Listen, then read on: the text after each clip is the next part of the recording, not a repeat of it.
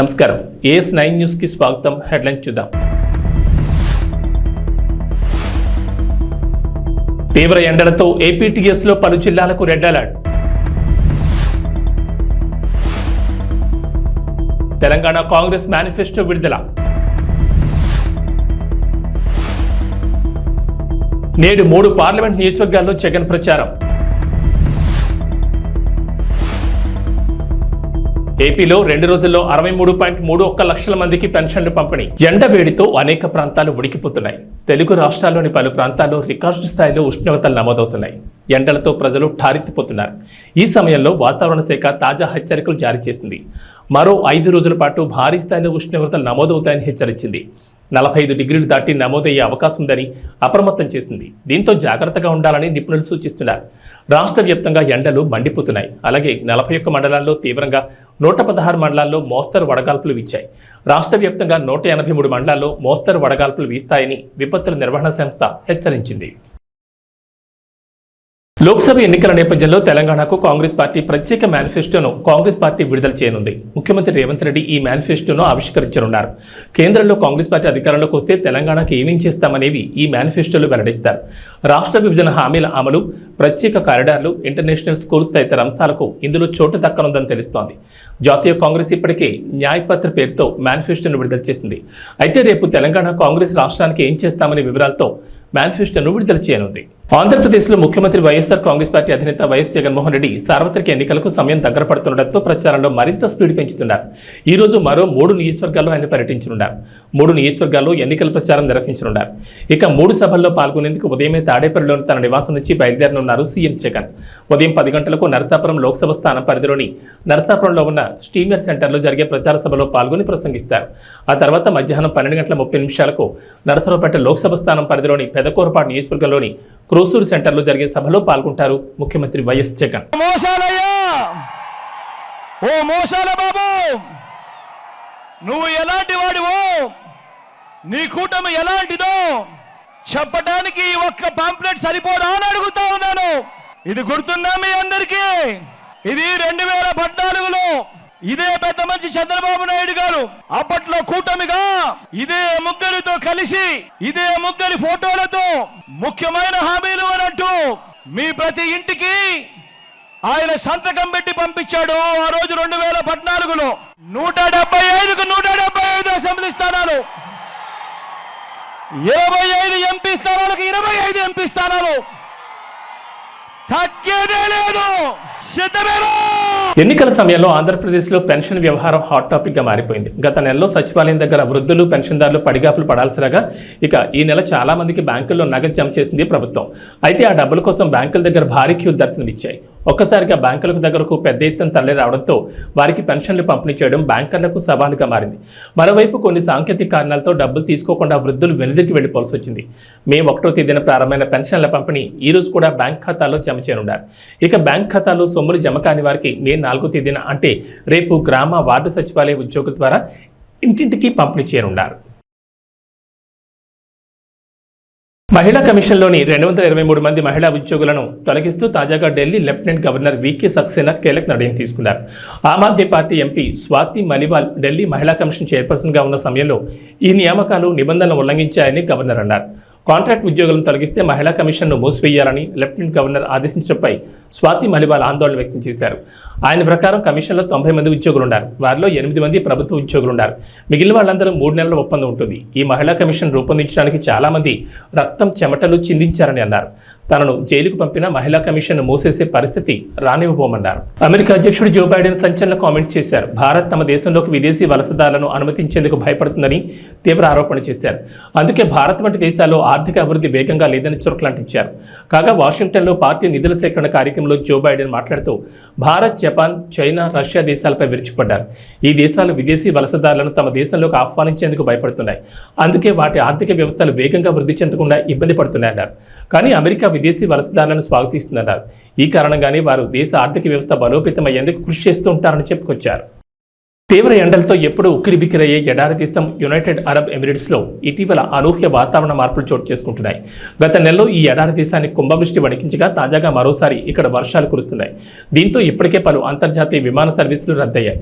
బుధవారం రాత్రి నుంచి యుఏఈ వ్యాప్తంగా వాతావరణం మారిపోయింది. దుబాయ్, అబుదాబి సహా పలు నగరాల్లో ఈదురుగాలులు, ఉరుములు, మెరుపులతో కూడిన వర్షాలు కురుస్తున్నాయి. పలు చోట్ల లోతట్టు ప్రాంతాలు జలమయమయ్యాయి. ఫలితంగా దుబాయ్ అంతర్జాతీయ ఎయిర్పోర్ట్లో పలు విమానాలు రద్దయ్యాయి. కొన్ని ఆలస్యంగా నడుస్తున్నాయి. శుక్రవారం వర్షాలు కొనసాగే అవకాశం ఉందని వాతావరణ శాఖ అధికారులు అంచనా వేస్తున్నారు.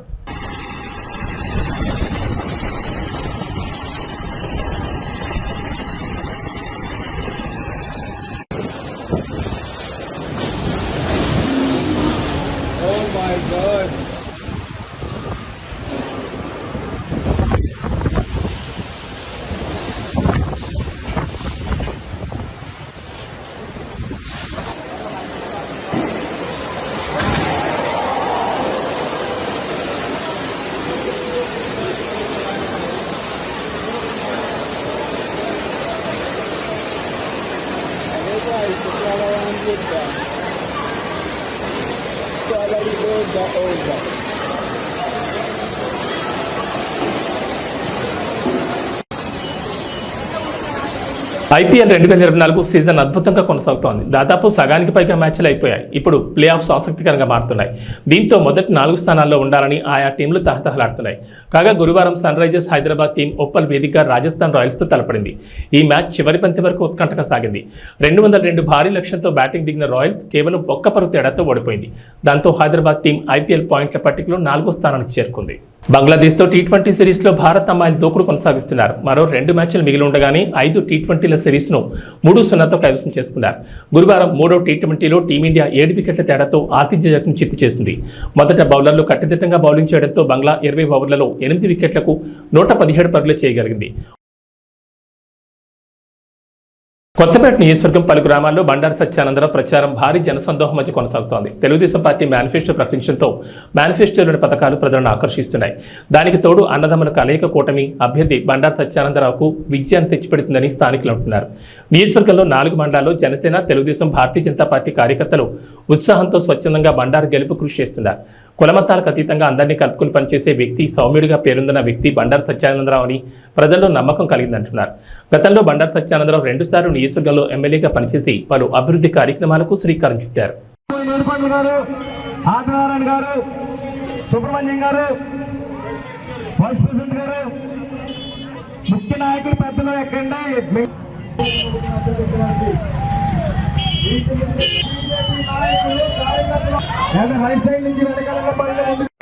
రోడ్లు కానీ, ఇళ్ల స్థలాలు కానీ, ఇల్లు కానీ, ట్రైన్లు కానీ, ఇటువంటి అన్ని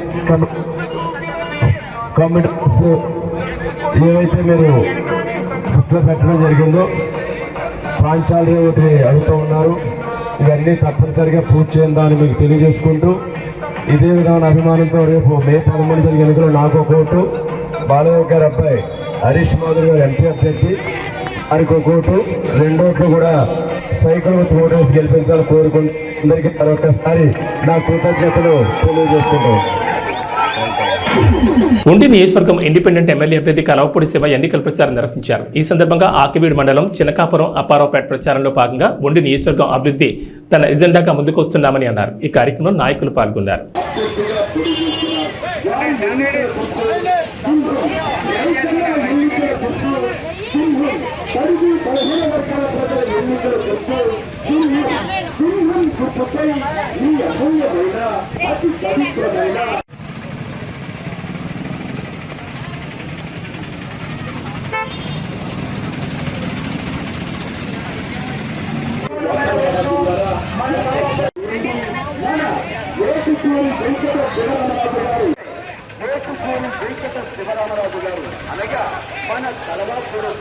ముద్రగడ పద్మనాభం వ్యవహార శైలిని కూతురు క్రాంతి వ్యతిరేకించారు. కేవలం పవన్ కళ్యాణ్ తిట్టడానికే ముద్రగడని జగన్ వాడుతున్నారని ఆవేదన వ్యక్తం చేశారు. పిఠాపురంలో పవన్ కళ్యాణ్ గెలుపు కోసం తన వంతు కృషి చేస్తానని తెలిపారు. అందరికీ నమస్కారం. నేను క్రాంతి బార్లపూడి, ముద్రగడ పద్మనాభం గారి అమ్మాయిని. పిఠాపురంలో పవన్ కళ్యాణ్ గారిని ఓడించడానికి వైసీపీ నాయకులు ఎన్ని చేయాలో అని చేస్తున్నారు. ముఖ్యంగా నిన్న మా నాన్నగారు ఒక బాధాకరమైన ఛాలెంజ్ చేశారు. పవన్ కళ్యాణ్ గారిని ఓడించి పిఠాపురం నుండి తరిమేయకపోతే ఆయన పేరు ముద్రగడ పద్మనాభం రెడ్డిగా మార్చుకుంటారట. ఈ కాన్సెప్ట్ ఏంటో నాకు అసలు అర్థం కాలేదు. ఆయన ప్రకటన ముద్రగడ అభిమానులకు సైతం నచ్చలేదు. వంగా గీత గారిని గెలిపించడానికి కష్టపడవచ్చు, కానీ పవన్ కళ్యాణ్ గారిని మరియు ఆయన అభిమానుల్ని కించపరిచేలా కామెంట్స్ ఉండకూడదు. మా నాన్నగారిని కేవలం పవన్ కళ్యాణ్ గారిని తిట్టడం కోసమే జగన్మోహన్ రెడ్డి గారు వాడుతున్నారు. ఈ ఎన్నికల తర్వాత ఆయనను ఎటూ కాకుండా వదిలేయడం పక్కా. ఈ విషయంలో నేను మా నాన్నగారిని పూర్తిగా వ్యతిరేకిస్తున్నాను. నేను పవన్ కళ్యాణ్ గారి గెలుపు కోసం నా వంతు కృషి నేను చేస్తాను. నమస్కారం. ఎట్టకేలకు శంషాబాద్ విమానాశ్రయంలో ఏర్పాటు చేసిన బోనులో చిరుత చిక్కింది. 5 రోజులుగా చిరుత కోసం అటవీశాఖ అధికారులు గాలింపు చర్యలు చేపట్టారు. దీన్ని పట్టుకోవడానికి 5 బోన్లు 20 కెమెరాలు ఏర్పాటు చేశారు. ఈ చిరుతను నెహ్రూ జూ పార్కు తరలించనున్నారు. జూలో దీని ఆరోగ్య పరిస్థితిని పరిశీలించి అమరాబాద్ టైగర్ రిజర్వ్కు తరలించనున్నట్లు అటవీశాఖ అధికారులు తెలిపారు. చిరుతపులు చిక్కడంతో పరిసర గ్రామాల ప్రజలు ఊపిరి పీల్చుకున్నారు. 5 రోజులుగా వీళ్లంతా ప్రాణభయంతో గడిపారు. चलो चलो sir we will move come thank you thank you thank you thank you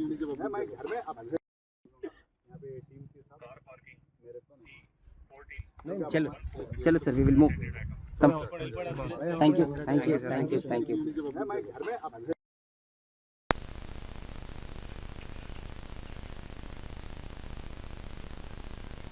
కులం లేదని మతం లేదని గ్రామాల్లో శాంతి కావాలి, అభివృద్ధి చెందాలి, సుభిక్షంగా ఉండాలి అన్నదే నా లక్ష్యమని మాజీ ఎమ్మెల్యే నల్లమిల్లి రామకృష్ణారెడ్డి అన్నారు. ఈ సందర్భంగా ఎన్నికల ప్రచారం నిర్వహించారు. అదేవిధంగా పెదపూడి మండలం నుంచి రామశేఖర్ గారు కూడా కొన్ని విషయాలు చెప్పారు. ముఖ్యంగా వాళ్ళ గ్రామంలో జరిగిన దాడుల గురించి చెప్పారు. వాళ్ళ గ్రామం ఎంత అరాచకమైన గ్రామం ఆయనకి తెలుసు, అందరికీ తెలుసు. నేను శాసనసభ్యుడిగా ఎన్నికైన తర్వాత ఆ దాడుల్ని ఎంత సమర్థవంతంగా అణిచివేశానో కూడా వారికి తెలుసు. ఇక్కడ కులం లేదు, మతం లేదు. గ్రామంలో శాంతి కావాలి, గ్రామం అభివృద్ధి చెందాలి, గ్రామం సుభిక్షంగా ఉండాలి. అదే నా ఏకైక లక్ష్యం అని కూడా ఈ సందర్భంగా మీ అందరికీ తెలియజేస్తా ఉన్నాను. అదేవిధంగా తప్పుడు అభిప్రాయాలు వస్త్రా ఉన్నాయి అనేది వారు చెప్పారు. అది ఖచ్చితంగా 100% జరుగుతూ ఉన్న వ్యవహారం. అదే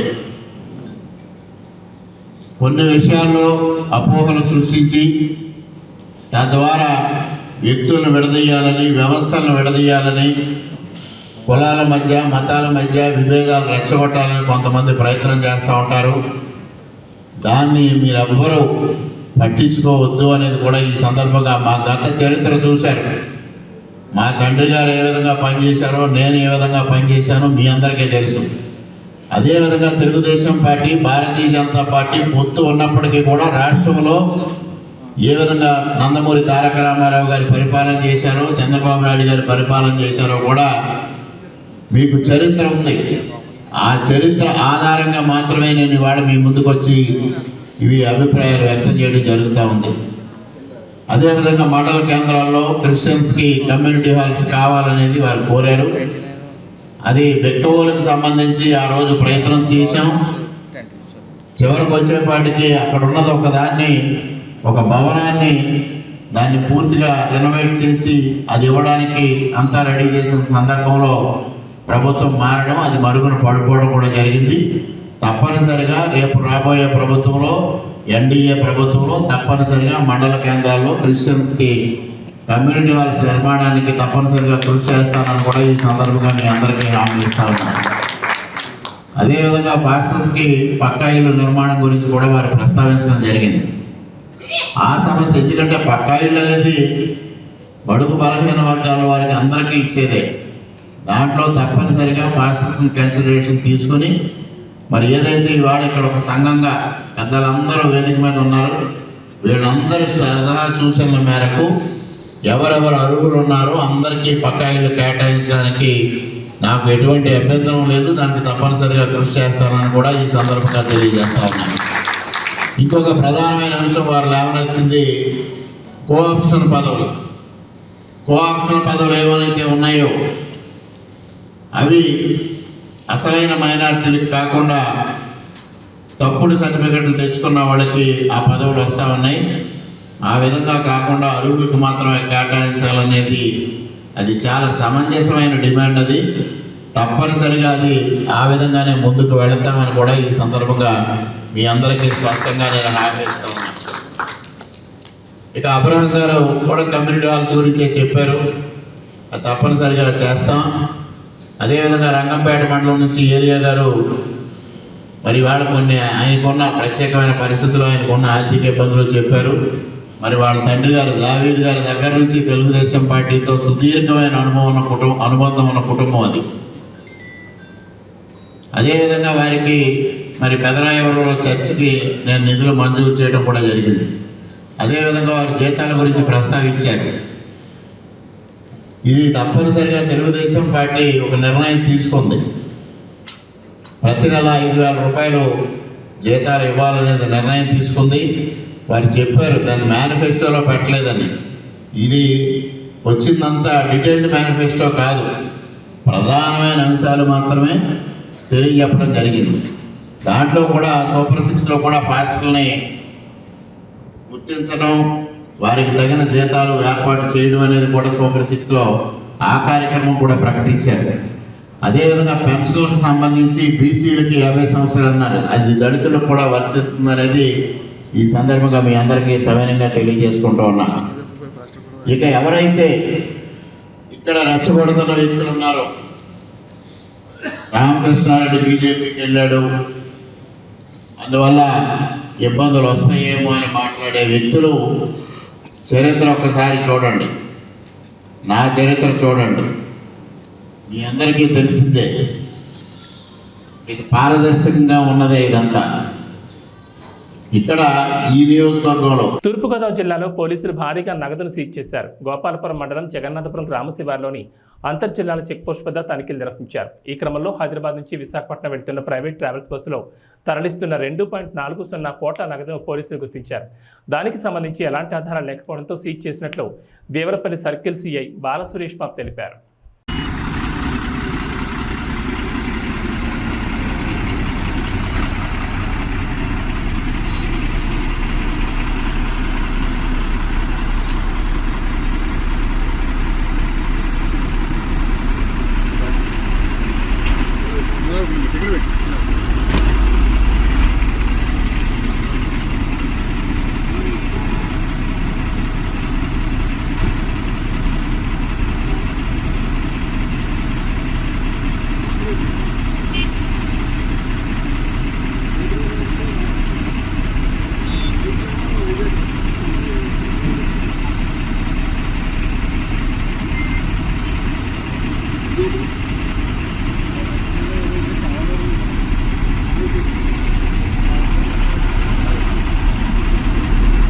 అనపర్తి మండలం పేరా రామచంద్రపురం గ్రామంలో అనపర్తి శాసనసభ్యులు డాక్టర్ సత్తి సూర్యనారాయణ రెడ్డి కుమారుడు ప్రముఖ యూరాలజిస్ట్ డాక్టర్ సత్తి గౌతమ్ రెడ్డి ఎన్నికల ప్రచారం నిర్వహిస్తున్నారు. ఈ సందర్భంగా గడప గడపకు వెళ్లి ముఖ్యమంత్రి వైఎస్ జగన్మోహన్ రెడ్డి ఆధ్వర్యంలో సత్తి సూర్యనారాయణ రెడ్డి చేసిన అభివృద్ధి సంక్షేమ కార్యక్రమాలను వివరించారు.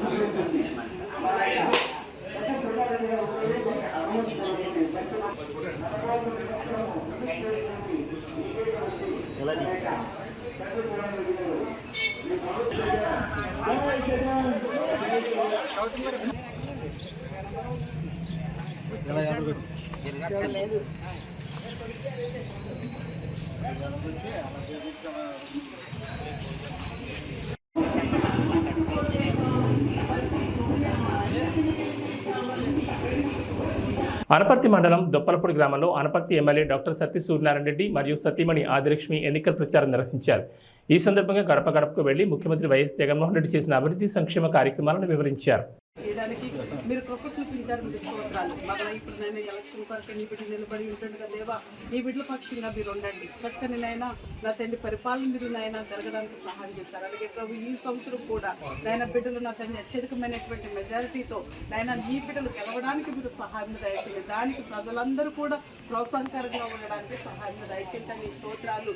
ఒక మంచి నాయకుల్ని మేము ఎన్నుకోవడానికి ప్రభువా నైనా ప్రతి ఒక్కరికి నీ జ్ఞానమును ఆలోచన మీరు దయచేయవలసిందిగా నేను అడుగుచున్నాం. నైనా ప్రతిరోజు కూడా మా అధికారుల కొరకు నైనా అందరి కొరకు మేము ప్రార్థన చేస్తున్నాం. ఇదిగో నీ బిడ్డల నిమిత్తమై ఇప్పుడు ప్రార్థిస్తుంటుండగా దేవా నీ బిడ్డలను మీరు దీవించండి, ఆశీర్వదించండి, వారి ఆలోచనలన్నింటినీ సఫలపరచండి. వీరితో ప్రయాణం చేస్తున్న బిడ్డలందరికీ మీ కాపుదలు ఇచ్చి నడిపించండి. నైనా నా తండ్రి అత్యధికమైనటువంటి మెజారిటీతో నీ బిడ్డలు గెలవడానికి సహాయం దయచేయండి. యాడికి మండలంలోని వేములపాడు, నగరూరు గ్రామాల్లో రోడ్ షోను తాడిపత్రి నియోజకవర్గ టీడీపీ అభ్యర్థి జేసీ అశ్వినిరెడ్డి నిర్వహించారు. ఈ సందర్భంగా గ్రామస్తులు వైసీపీ ప్రభుత్వం వచ్చాక గండికోట నుంచి వచ్చే మంచినీళ్లు మురిగ్గా వస్తున్నాయని అన్నారు. అస్మిత్ టీడీపీ ప్రభుత్వం వచ్చాక గండికోట నుంచి వచ్చే మంచినీళ్లు తెప్పిస్తామని మాట ఇచ్చారు. ఈ కార్యక్రమంలో టీడీపీ మాజీ ఎంపీ జేసీ దివాకర్ రెడ్డి, సీనియర్ నాయకులు పాల్గొన్నారు. నేను ఈరోజు ఎవరిని తిట్టను, నాకు అవసరం లేదు, ఒక్కరిని ఒక మాట అనను. నేను కేవలం మనం ఏం చేశాము, రేపు మన ప్రభుత్వం వస్తే ఏం చేయబోతాం తప్ప అవి తప్ప నేను ఏమీ మాట్లాడదలుచుకోలేదు. నేను ఈరోజు నేను గ్రామం తిరిగాను. దాదాపు 1994, 95 ఆ ప్రాంతంలోనే ఎప్పుడైతే పెదనాన్న గారు రోడ్స్ అండ్ బిల్డింగ్ మినిస్టర్ ఉన్నాడు అప్పుడే మీకు ప్రతి గ్రామానికి రోడ్లు వేశారు. అవునా కాదా? ఎక్కడా లేని విధంగా ఎక్కడి నుంచో ప్రతిసారి ప్రతి ఊర్లో కొత్త కోడ్లు వచ్చారు. కొత్తగా వచ్చిన వాళ్ళు ఉన్నారు ఊళ్ళలో. వాళ్ళని అడగండి, మీరు మీ ఊర్లలో ఎప్పుడు మీకు రోడ్లు వచ్చాయని ఎవరైనా చెప్పాలంటే దాంట్లో 5 ఏళ్ళ 10 ఏళ్ల కిందటనే. కానీ దాదాపు మనం 30 ఏళ్ల కిందటే తార్ రోడ్లు అయితేనేమి, సిమెంట్ రోడ్లు అయితేనేమి ప్రతి గ్రామానికి కనెక్టివిటీ చేసాం. అవునా కాదా చెప్పండి మీరు అందరితో. అదేవిధంగా నేను ఊర్లు తిరుగుతానప్పుడు, ఇంటింటి వద్ద పోయినప్పుడు ఖచ్చితంగా అందరినీ అడిగా, ఏందమ్మా మీ ఊర్లో పెద్ద సమస్య అనేది. ఎస్పెషల్లీ ఆడవారు ఏమన్నారంటే, అన్నా మాకు తాగునీరు సమస్య చాలా ఉందని చెప్పారు. నేను అప్పుడు వాళ్ళకి ఒకటే అడిగా, ఎందుకమ్మా మీకు సమస్య? మీకు గండికోట నీళ్ళున్నాయి, అదేవిధంగా అంతకుముందు చాగళ్ళు నీళ్ళున్నాయని చెప్పి అడిగాను. వాళ్ళు ఒకటే అడిగారు నాతో, అన్నా మాకు గండికోట నీళ్ళున్నాయి కానీ గండికోట నీళ్ళలో చాలా మురికి వస్తుందని చెప్పారు. అన్నా నేను అడుగుతాను మీ అందరినీ, 5 ఏళ్ల కిందట ఎప్పుడైతే మేము ప్రాజెక్ట్ చేపట్టామో అప్పుడు కూడా మీకు మురికి నీళ్ళు వచ్చాయా? నాకు తెలిసి మీకు రాలేనప్పుడు మురికి నీళ్ళు. కేవలం మీకు ఒకటే చెప్తా, దానికి కారణం ఏంటంటే ఈ 5 సంవత్సరాల్లో ఎప్పుడైతే ఏదైతే వైకాపా ప్రభుత్వం ఉందో వారి నిర్లక్ష్యం వల్ల మెయింటెనెన్స్ లేక ఖచ్చితంగా ప్రతి దగ్గర ప్రాబ్లం వచ్చి మీకు మురికి నీళ్ళు వస్తున్నాయి. నేను ఈ సభాముఖంగా మీ అందరికీ ఏం తెలియజేస్తానంటే, రాబోయే కాలంలో ఎప్పుడైతే మీరు తెలుగుదేశం ప్రభుత్వం ఎన్నుకుంటారో ఆ రోజు నుంచి మీకు మంచి నీళ్ళు వచ్చేటట్టుగా చేస్తాను. ఈ సభాముఖంగా మీ అందరికీ తెలియజేస్తున్నాను. అదేవిధంగా చాలా మంది నా దగ్గరకు వచ్చారు, అలా గండికోట నీళ్ళు మురికిగా ఉన్నాయి, మాకు గండికోట నీళ్ళు వద్దు, మాకు అంతకుముందు చాగళ్ళ పైప్ లైన్ ఉంది, ఆ నీళ్ళు ఇప్పమని చెప్పి. నేను ఒకటే చెప్తున్నా మీ అందరికీ, అన్నా నేను గండికోట నీళ్ళన్నా బాగా చేస్తాను, మీకు చాగళ్ళ నీళ్ళన్నా ఇస్తాను. ఏదో ఒకటైతే ఖచ్చితంగా నేను ఈ సభాముఖంగా మీ అందరికి చేస్తాను తెలియజేస్తున్నానన్నా. అదేవిధంగా ముఖ్యంగా నాకు ఏం చెప్పారంటే, ఎస్సీ కాలనీలో ఒక రోడ్డు సమస్య ఉంది, కట్టది ఎప్పటి నుంచో. అన్నా ఈ రోడ్డు సమస్య ఏదో కొత్తగా కాదు, 2018, 19 ప్రాంతాల్లో ఎప్పుడైతే మన ప్రభుత్వం ఉండదో అప్పుడే నా దృష్టికి తీసుకొచ్చారు. కానీ ఒక చిన్న సమస్య వల్ల ఆ రోడ్డు చేపట్టలేకపోయినాం. కానీ ప్రస్తుతం నమస్కారం.